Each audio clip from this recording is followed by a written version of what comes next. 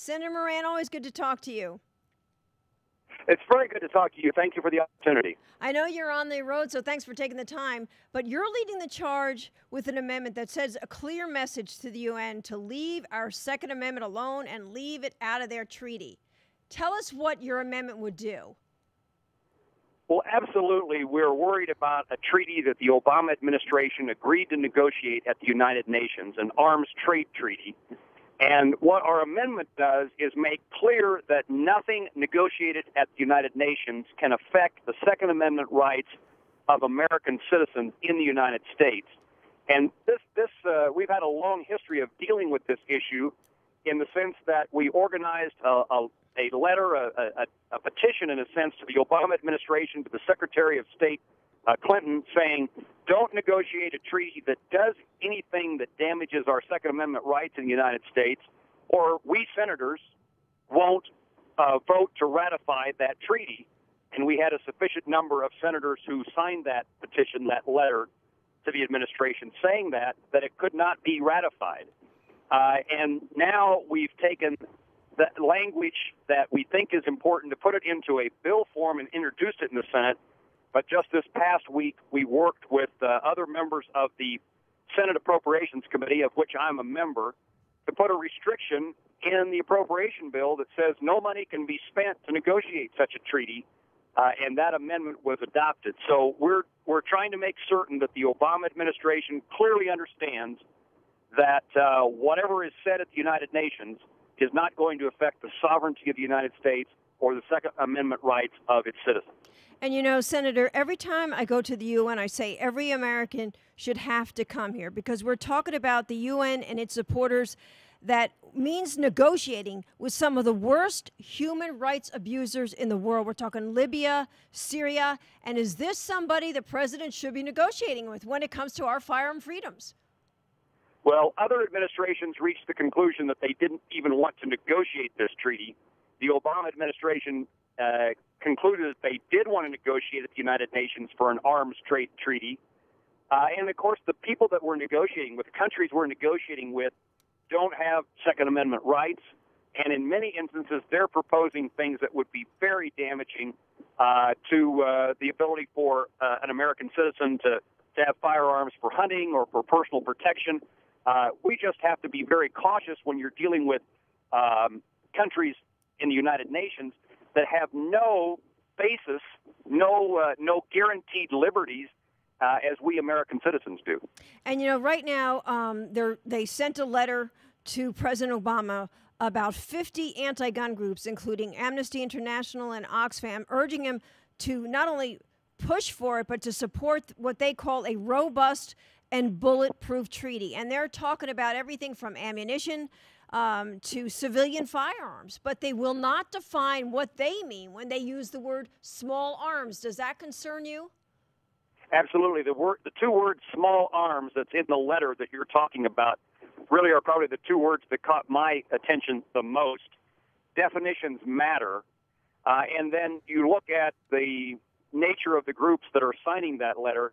This is why our efforts in the Senate are so important to reaffirm our position, our unwillingness to confirm the treaty, and why it was necessary to pursue legislative language that says money can't be spent to accomplish this treaty, because there are groups on the other side of this issue who are going to be lobbying, encouraging, insisting, demanding that the Obama administration do something that we don't want them to do. And the administration has tried to portray their position as they would never do anything that intrudes upon the Second Amendment rights of U.S. citizens in any treaty they negotiate. But you have to be worried whenever you see the kind of political pressure that these groups represented in this letter are now applying against the Obama administration, and some concern about what the position of the Obama administration really is or would be.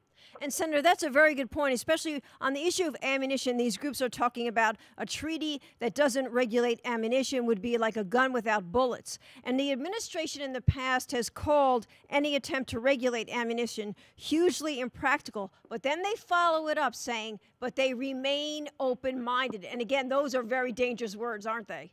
Well, they are very dangerous words. I mean, we want people to be open-minded, but we don't want that to be an excuse to do something that on one hand, they say that they're not going to do, but then the caveat, but we'll be open-minded, suggesting that they may.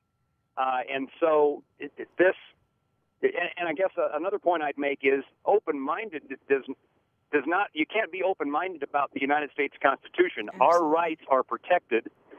They are in the Constitution, and so they're not really subject to that kind of interpretation. And clearly regulating ammunition, well, what a disaster for the hunter in Kansas who wants to go pheasant hunting and has to register the ammunition to the shotgun shell. It's just one of those things that make no sense. And so much of what we have to worry about in Washington, D.C. and in New York at the United Nations is not only our rights, but also just common sense and good judgment.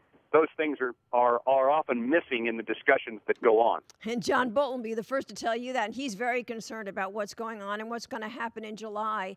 And, you know, I think the NRA's Chris Cox made a very important point, because whether you own a gun or not, Americans need to realize, American taxpayers, that they're paying for them to go after our freedoms. That's an awfully good point. I think these gun issues are sometimes thought of as just protecting people who own a firearm.